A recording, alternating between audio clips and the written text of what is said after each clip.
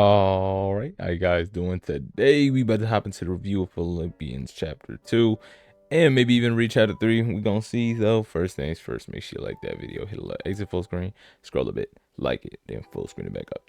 Ew. I have an off day tomorrow. I'm so dang happy, man. My legs are so cooked. I'm tired. But what's crazy is I get tired at the beginning of the day. I wake up, I don't want to go to work. I'm on the bike, it hurts. The way back is easier, and I'm alert the rest of the day. And I don't really understand how my body does that, but shoot, the grace of God, man, it's crazy. Um, yeah, personally, I want to work on my self control a lot.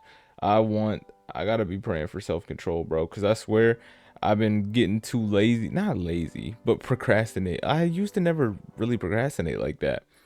And now I find myself harder to start work and do everything else because I just think that's all I have to do. I just have this one thing to do and then I'm chilling. And then I realize I don't have as much time for stuff as I thought when I did. And I heard from the Poor Man's podcast, I think, that procrastination is a form of arrogance because you're thinking, I have time to do that. I have time to do this. And even then, we'll get into that today, or at least he got into it in the sermon with the review of what's it called? We're supposed to do everything if God wills us to do it. It's not really what we want to do. And even when we talk about doing something in the future, it is a form of arrogance because if God has you die before that because he needs you or he wants you up in heaven or something, you're not doing it. So you basically telling a lie. So you got to tell everything in the future, God willing. So I can say, oh yeah, I'm going back. It's going to fall, God willing. Got to do this, God willing. I got to do that, God willing. Because it's not up to me if I can do that. Like, obviously, yes, if I have 100% guarantee that I was going to live tomorrow, I could say that tomorrow I would be running in the morning. But I want to run in the morning, but I can't say I'm going to run in the morning for certainty because it's if God wills me to wake up in the morning and go on a run. Anything can happen before that. I could trip and fall down the stairs today. I could do X, I could do Y, I could do Z. That would allow me to not do that. But if I do it, it's by the will of God. And basically, it's by the will of God that he lets me live and be able to do that, but it's by my free will that I get to do that, which will also go into the sermon. So he's telling us everybody to be in one spirit, you know what I'm saying? Love each other, let no man focus on himself, but by others.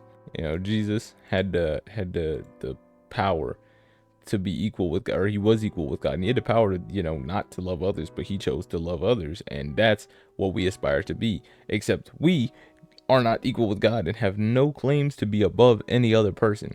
And he was obedient even till death, which means we can be obedient in our life as he was in life and in death for us. And he tells us to work out our own salvation. This basically means, he said in the English that we use today would be walk it out. So essentially, show the fact that you're saved with reverence and admiration and respect to God by adhering to what he says. Because he says, if you love me, you'll do my commandments. Now, if you don't do the commandments, that doesn't mean you're necessarily not saved. But at the same time, he told us what we should do if we were truly in Christ and walking in the light as he is in the light. And that requires us to show love. Well, not requires us to show love, but us showing love requires that we do what he said, or at least attempt to. But it also is God that worketh in us to do the will of him and his good pleasure. So any willing that we could have inside of us to want to do a good work is not even us. It's the spirit inside of us willing us to go do that good work. And then enacting that good work is also the spirit taking control of us and doing that.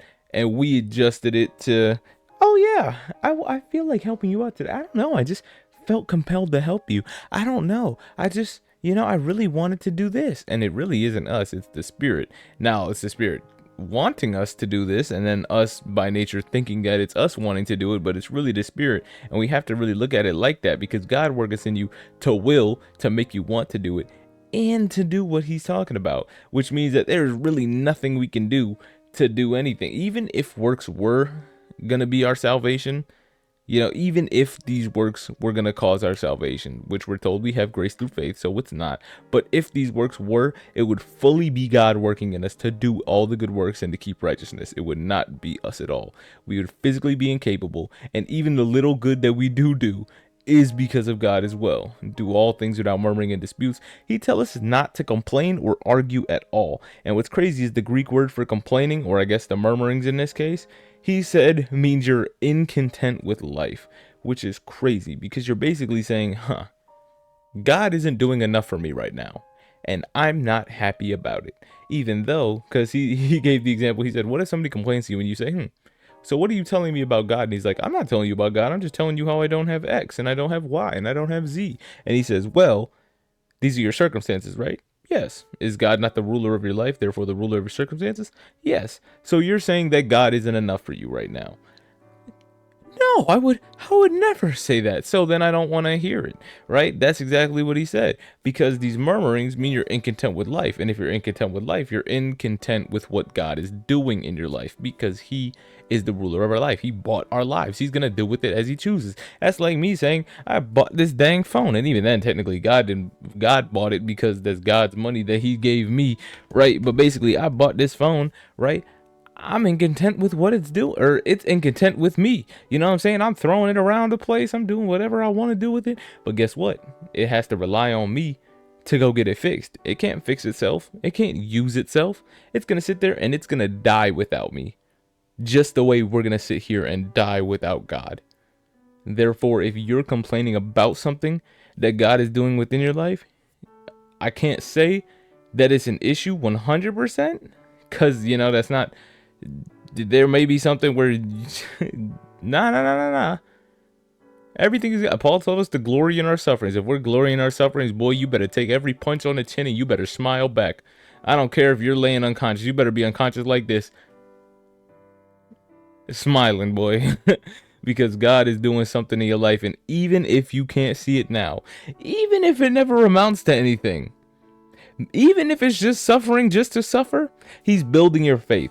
Even if you can't see any good inside of that suffering, it's building your faith. Because you want to know why? No matter how hard it gets, you're always leaning on God. And the harder it gets, the harder you have to lean on God to bring you out of that. And the more you got to ask and the more earnestly you have to pray. And that's going to increase your faith. That's going to say, God, I really freaking need you. I know that you want me to keep suffering. And I know that it's your plan for me. And I really don't want to take it. But God, I need you right now.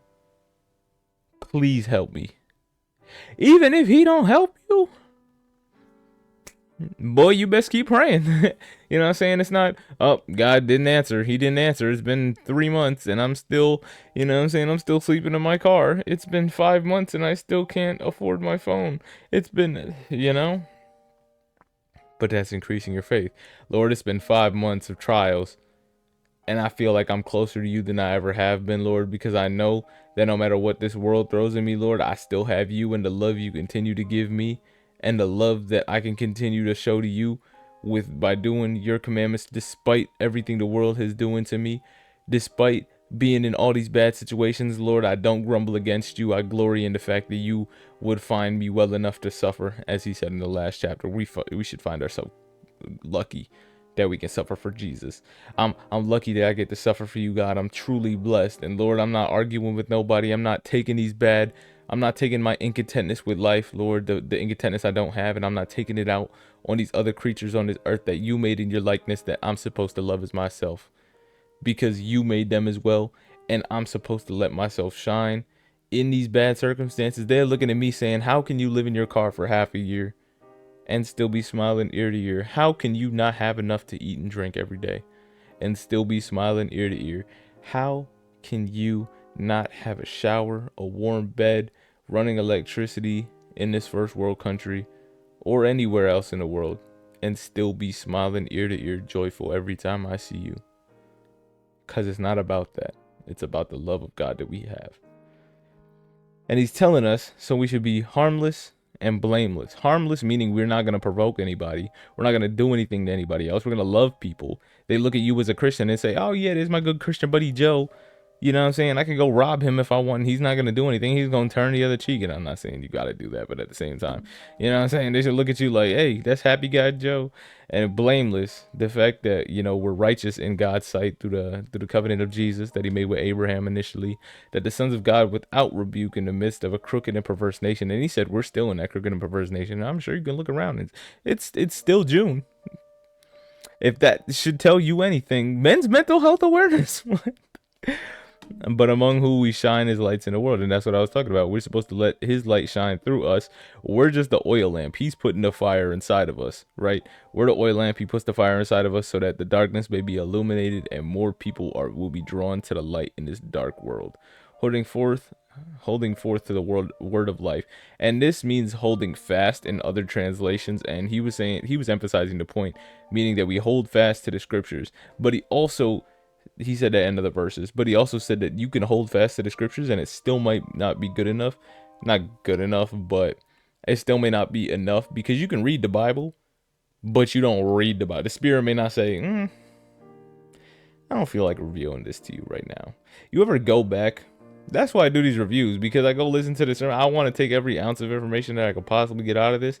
And even still, he'll be in these sermons and he'll flash back to the last book we read. Like he flashed back to Ephesians and he pointed something out that I didn't see. He flashed back to Galatians, pointed out something I didn't see in the moment. And I'm thinking, everything comes full circle when God intends for it to come full circle. He finishes drawing that shape when he finishes drawing that shape. He lets you know when he thinks he should let you know. And it's funny how he be working, because he really has his own plan for us and does what he wants to do. And we just got to kick back, set our feet up and say, yup, Jesus, take the wheel. Bro, I've sung in like the past 3 videos. I'm not okay.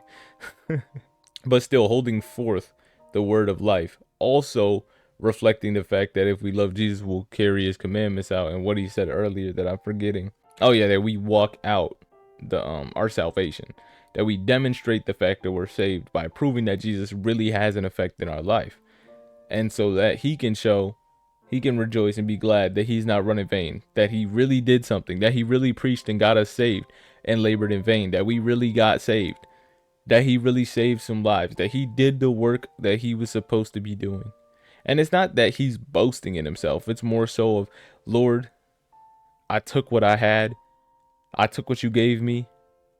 And I multiplied it for you. These people didn't lead themselves astray. I didn't lead them astray, Lord. I did exactly as you instructed me. Now, maybe I didn't do it the best way I possibly could have. Maybe I didn't do it to the greatness of grandest I could have done. But I definitely didn't do it to the least, Lord. If I kept in my ways, I would have kept persecuting, killing Christians and everything, Lord. But you allowed me. You allowed me to spread the word and not run in vain, and to take that love that you give me and multiply it to other people, Lord. And if I be offered on the sacrifice service of faith, I will joy and rejoice. And he was talking about, they said pour out as a sacrifice, and he got into the historical context. They used to just pour alcohol on the meat that they were sacrificing, or wine to be exact. They'll pour it on, and then that was basically useless. So he said, even if I was sacrificing my life and I was poured out, and this thing, think about it, you pour out alcohol, you can't sop that up, you can't drink that after.